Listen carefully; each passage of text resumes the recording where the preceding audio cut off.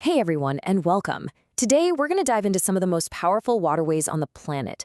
We're talking about the great rivers that have, quite literally, shaped human history from the very beginning all the way up to today. So, have you ever stopped to think about this? What really makes a river more than just, well, water? What is it that turns a simple stream into this incredible force that can build empires, power entire nations, and even hold the key to our planet's health? And that's really the heart of it, isn't it? Rivers are the arteries of our world. They're not just channels of water, they're channels of life, of culture, and of power. So let's see exactly how that works. All right, for our first stop, let's jump in a time machine and go way, way back. Thousands of years ago, long before we had mega cities and global trade, we had rivers. And you know what? Wherever a great river flowed, a great civilization was almost always born. Now, what's so cool here is that you can see this universal pattern playing out across the globe. Think about Egypt. You had the Nile. Its floods were so predictable. Every single year, they'd leave behind this rich, fertile silt that basically turned a desert into a breadbasket. And over in China, the Yellow River carried this fine, fertile soil called loess, which made huge-scale farming possible and laid the groundwork for its very first dynasties. You know, calling the Yellow River the cradle of Chinese civilization isn't just some poetic nickname. It's a historical fact. For thousands of years, this river basin was the absolute heart of the developing Chinese state, politically, economically, culturally, you name it. But there's a flip side to that coin. Its floods were so devastating, it also earned the name China's Sorrow, a really powerful reminder that these rivers could be both creators and destroyers. And the Ganges? Wow, this is a perfect example of how a river can be so much more than just a resource. For hundreds of millions of people in India and Bangladesh, the Ganges is everything. Physically, it irrigates one of the most fertile farming regions on the entire planet. But it's also deeply sacred, a place for rituals, for pilgrimage, for spiritual identity.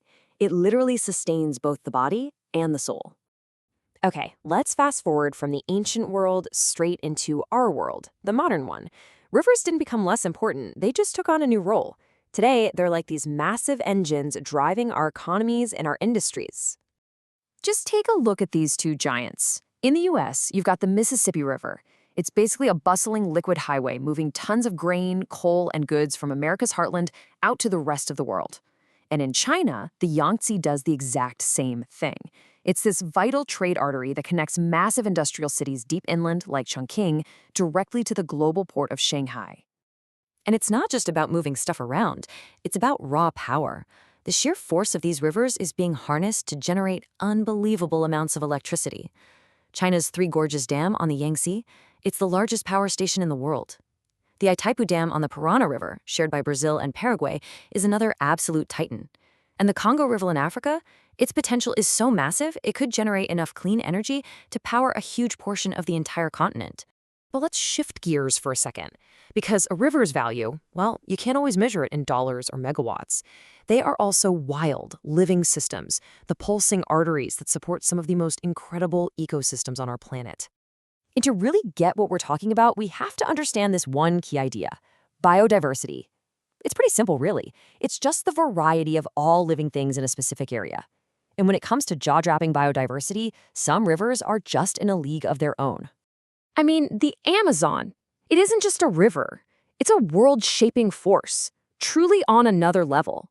It carries more water than any other river on Earth, and it flows through our planet's largest rainforest. This whole system is a sanctuary for millions of species. It's home to countless indigenous cultures, and it plays a critical role in regulating our global climate. Now, let's hop across the Atlantic to Africa, where the Congo River carves its own incredible path. It's the world's deepest river, a powerful, mysterious waterway. It's the absolute lifeblood of the Congo Basin, which is the second largest rainforest on Earth, and it serves as a crucial transport route through areas where building roads is basically impossible. And you might think, what about the really cold, harsh places? Well, even up in the frozen north, rivers are absolutely essential.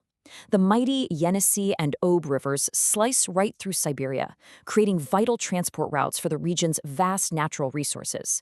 In one of the toughest climates in the world, these rivers make life and industry possible. So, are you starting to see the pattern here? from ancient civilizations to modern industry to these amazing wild ecosystems. It's clear these rivers aren't just isolated features on a map. They're a shared global heritage. So let's just trace that incredible journey one last time, right?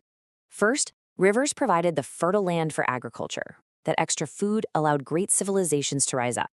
Those societies then used the rivers as natural highways for trade and transport.